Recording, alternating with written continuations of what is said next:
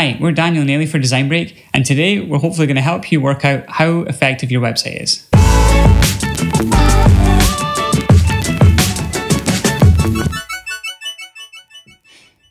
So we're going to go over a checklist of things that your website should have so you can work out whether you need a new website, or if you're just getting started with your website, you can make sure your website is going to tick all of these boxes to make sure it's going to be effective. So there'll be a link to the PDF of this document we have here down below, which you can get on our agency website.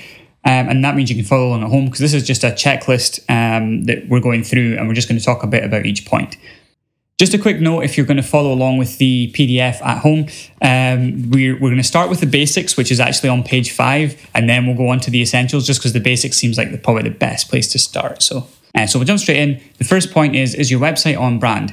So has the website maybe fallen behind with the logo that you're currently using in your marketing? Or if it's a new website, you're going to want to make sure that the colors and the style used fits with your vision for what your brand is. The second point is the information up to date? So this won't apply if it's a new website, but if you have an existing website, is the information accurate to what your current service offering is, or has it fallen out of date? Because oftentimes content gets written once and then it never updates.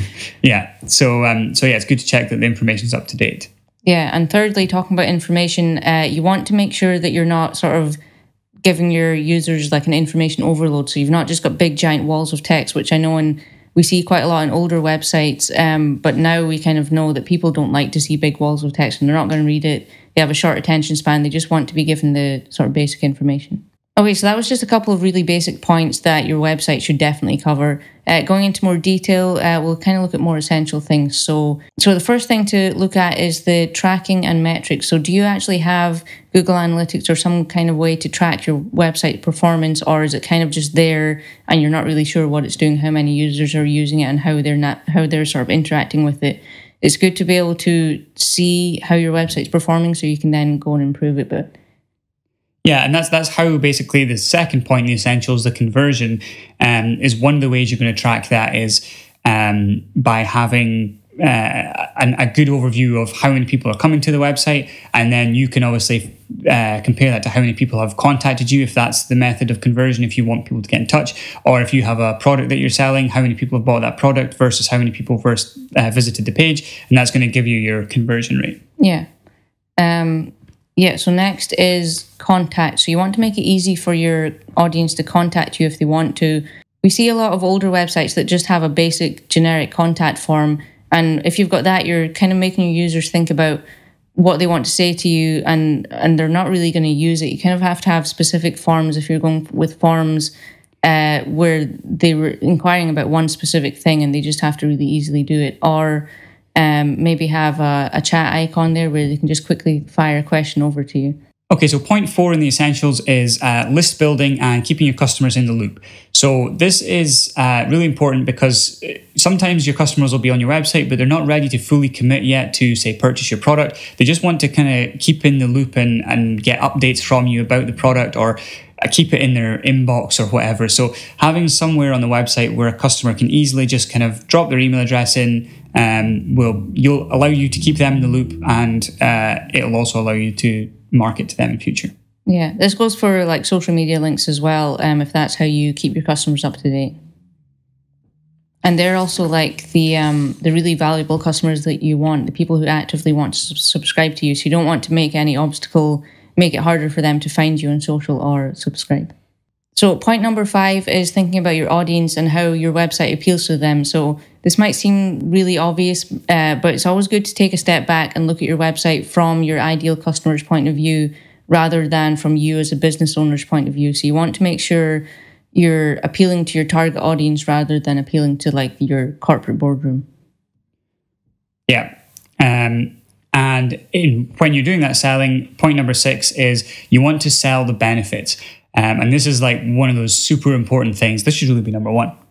Yeah, probably should. But when you have the content on your website should always sell the benefits, not the features. So you want to, I guess there's probably 100 examples you could use for this, but you want to tell the customer how you're going to improve their life with your product. So, an advert for a vacuum cleaner shouldn't say, it can vacuum 600 cubic feet per hour or something like that. You want to say it vacuums faster, so you spend less time vacuuming. So the benefit there is less time vacuuming.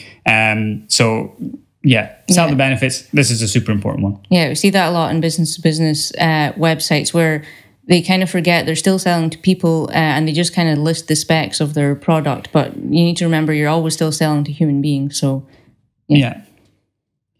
And the final point is functionality. So asking the question, is your website doing all that it can to improve your service and processes, or could it do more? So you might just have a brochure website that doesn't really do anything apart from have a contact form on it, but maybe you could be offering online booking, online ordering, or even just... like calendar booking, for example. Yeah. If you want someone to have a meeting with you to sell your product to them, then maybe you have a calendar booking so they can book a meeting with you on there. Yeah, and things like that don't just make your life easier because you're not having to manually book it in yourself. It also lowers that barrier so your customer doesn't have to contact you, then arrange a thing. They're just doing it straight there online, so they're more likely to do it. So that's a quick summary there on all the points that we've added to allow you to check your website's effectiveness.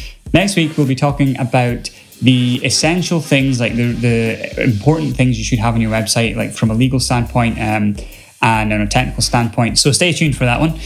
But yeah, that about wraps it up for this video.